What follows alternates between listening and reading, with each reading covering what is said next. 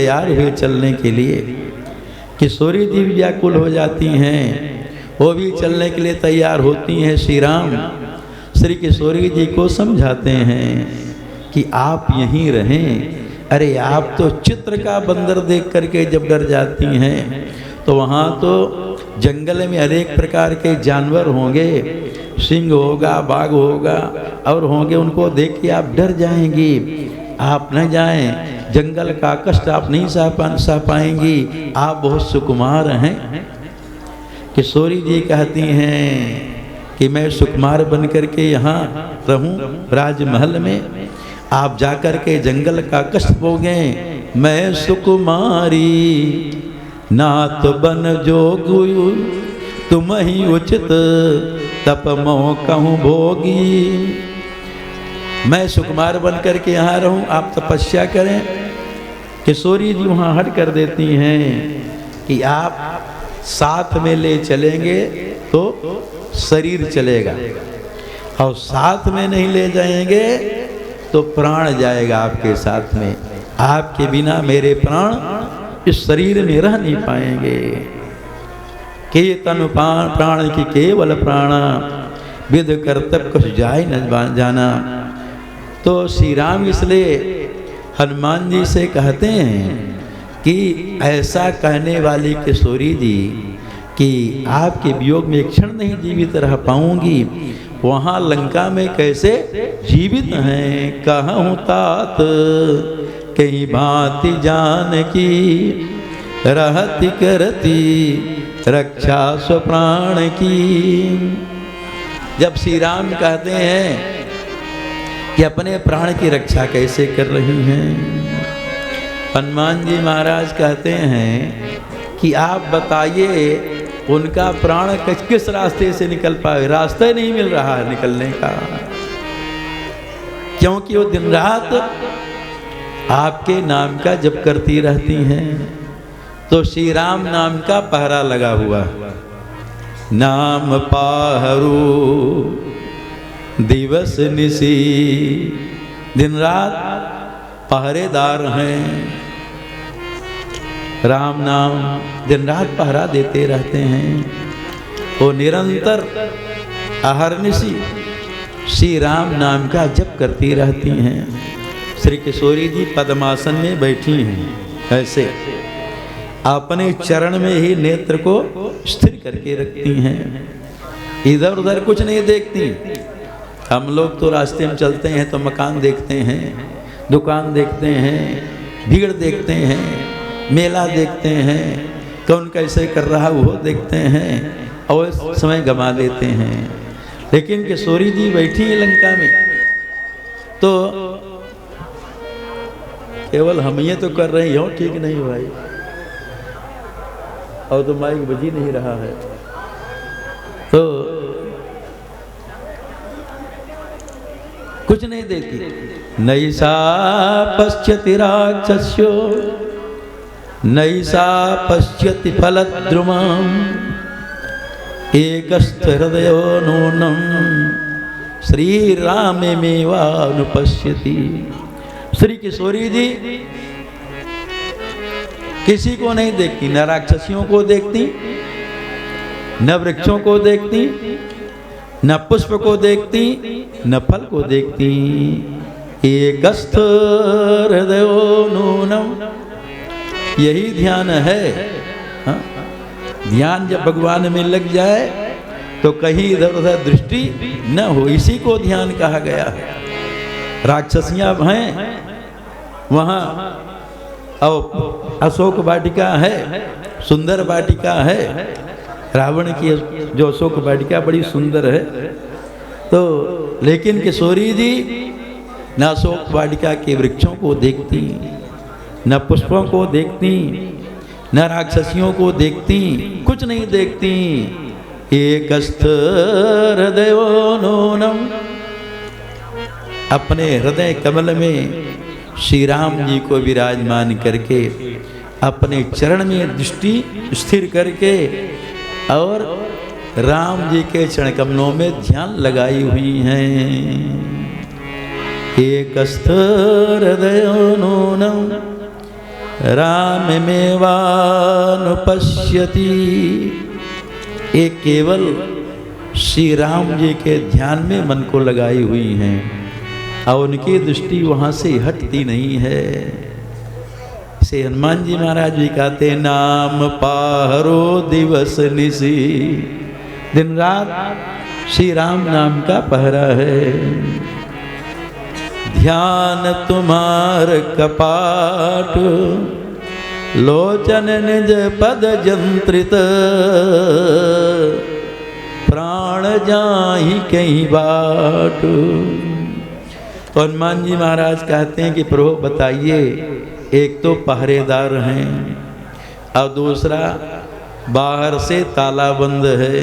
हाँ, कमरा है, यहाँ लोग ताला बंद करके ही बैठा, भले राउटिया काहे ना हो, लेकिन छोटा मोटा ताला बंद है, कोई तोड़ दे मिश्रा जी तब का माल लेके चला जाए, लेकिन लोग सुरक्षा वाला होंगे, नहीं तोड़ेगा। चिंता मत करिए कि मन उधर चला जाए। हाँ, ध्यान लगाकर कथा सुनिए, कोई बात नहीं, लेकिन कोई तोड़िए लेगा तो कोई बात नहीं।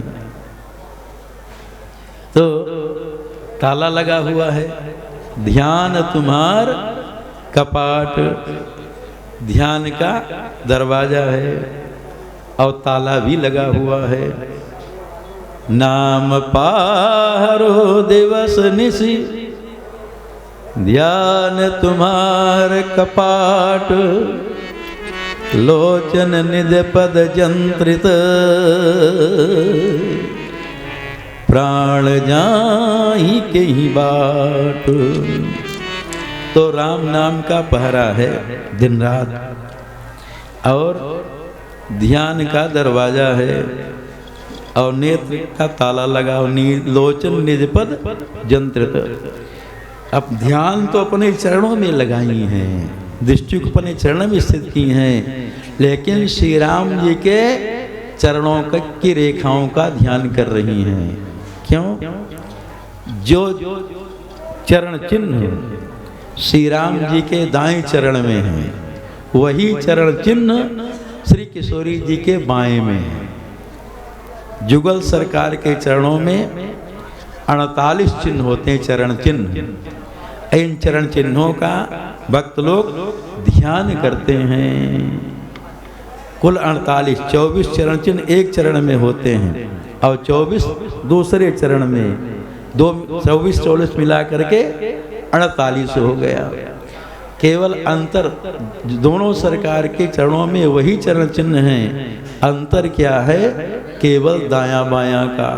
इसलिए किशोरी जी ऐसी बैठी हैं पद्मासन से, चरण उनके ऊपर हैं, तो अपने नेत्रों में दृष्टि स्थिर की हैं और श्री राम जी के चरण कमलों की रेखाओं का ध्यान कर रही हैं। लोचन निज पद जंत्रित, जाए प्राण कहीं बाट। तो राम नाम जो है श्री किशोरी जी का जीवन है। जानकी जीवनम, भक्तों का जीवन प्राण भगवान नाम ही है, उसके बिना भक्त रह नहीं पाते। इसलिए हनुमान जी महाराज कहते हैं जीवनम सज्जनानां बीजं धर्मद्रुमस्य प्रभवतु भवतां भूतये राम नाम। और धर्म का बीज है, बीजम धर्मद्रुमस्य, राम नाम ही धर्म का बीज है। देखिए, आप राम नाम का जप करेंगे, आपके जीवन में कभी अधर्म नहीं होगा, आपके जीवन में हमेशा धर्म ही धर्म होगा। तो धर्म का बीज है। ऐसे श्री राम नाम, हनुमान जी महाराज कहते ऐसे श्री राम नाम संसार के जितने भी प्राणी हैं, विश्व के जितने भी प्राणी हैं, वो सबका कल्याण करें। धर्म बीजम धर्मद्रुमस्य प्रभवतु भवतां भूतये राम नाम। जब महर्षि वाल्मीकि हनुमान जी महाराज का ये मंगलाचरण पढ़े, प्रसन्न हो गए। अरे हनुमान जी महाराज की रचना है, ये इतने बड़े भक्त हैं, इतने बड़े भावुक हैं, निरंतर श्री राम नाम का जप करते रहते हैं, निरंतर श्री राम नाम का जप करते रहते हैं और कीर्तन करते रहते हैं। तो पढ़ करके महर्षि वाल्मीकि जी बड़े प्रसन्न हुए।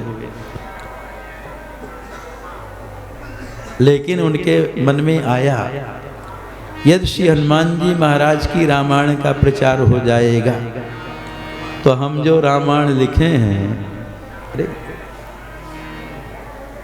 बैठो भाई, कोई आ नहीं पावे शास्त्री जी, तो हम जो रामायण लिखे हैं ये तो रखी रह जाए, इसका प्रचार कैसे होगा। हनुमान जी महाराज महर्षि वाल्मीकि जी से कहते हैं कि हम प्रसन्न हैं, आप जो चाहें वरदान मांग लो। महर्षि वाल्मीकि यही वरयाचना करते हनुमान जी से कि हनुमान जी आप जो शिला में रामायण लिखे हैं ये पूरा शिलालेख समुद्र में फेंक दें। हनुमान जी महाराज कहते ठीक है वाल्मीकि जी, अब तो मैं आपको कह ही चुका, आप जो चाहें वरदान मांग लें। अपना शिलालेख मैं समुद्र में फेंक देता हूँ, लेकिन आपको श्राप देता हूँ। आपका जो व्यवहार हुआ है कलयुगी प्राणी जैसे हुआ है। कलयुगी प्राणी के मन में ईर्षा होता है, द्वेष होता है, जलन होता है, वो दूसरे की उन्नति को नहीं सह पाता महाराज, नहीं देख पाता, दूसरे के सुख को नहीं देख पाता। ये कलयुग के प्राणी का लक्षण है महाराज। तो आपका जो व्यवहार हुआ है कलयुगी प्राणी जैसे हुआ, इसलिए मैं आपको श्राप देता हूँ, आपको कलयुग में जन्म लेना पड़ेगा। वही महर्षि वाल्मीकि जी ही श्री हनुमान जी महाराज के श्राप से श्रीमद् गोस्वामी तुलसीदास जी महाराज के रूप में आए। वाल्मीकि तुलसीदास कलौ देवी भविष्यति, श्री रामचंद्र कथा सारम भाषारूपां करिष्यति। तो वही महर्षि वाल्मीकि जी ही हनुमान जी महाराज के श्राप से गोस्वामी तुलसीदास जी के रूप में आए और फिर रामचरित्र का लेखन किए। तो ये रामचरितमानस की भी महिमा वेद से कम नहीं है, ये भी वेदावतार है।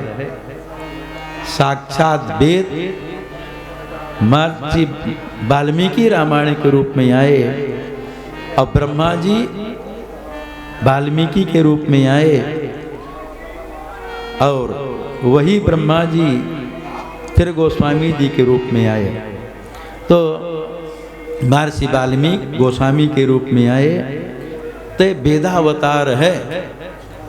जो महिमा जो फल वेद मंत्र का है पाठ करने का, श्रीमद् भागवत का है, श्रीमद् वाल्मीकि रामायण का है, श्रीमद् भगवत गीता का है, वही फल श्री रामचरितमानस का भी है। एकदम अन्योन्य है, ये वेदावतार है। बाबा हनुमान जी भजन। हनुमान